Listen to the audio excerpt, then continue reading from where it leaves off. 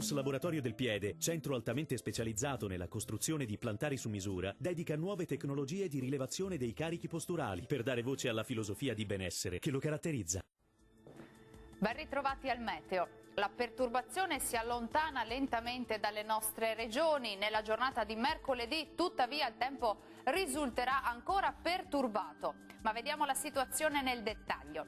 Sul Veneto avremo piogge piuttosto frequenti, localmente anche intense. Entro la serata comunque è previsto un lento miglioramento con fenomeni in cessazione pressoché ovunque.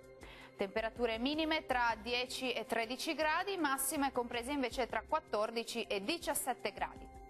Situazione simile sul Friuli Venezia Giulia, con rovesci diffusi un po' su tutti i settori, ma anche in questo caso risulteranno in attenuazione quasi dappertutto durante le ore notturne.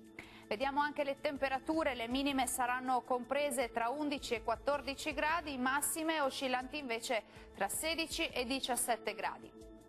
Uno sguardo infine alla situazione del Trentino Alto Adige. Anche qui avremo precipitazioni diffuse ovunque, ma entro la nottata la tendenza sarà per un generale miglioramento. Temperature minime tra 10 e 11 gradi, massime tra 16 e 17 gradi. Dal meteo di Antena 3 per ora è tutto, vi do appuntamento al prossimo aggiornamento. Arrivederci.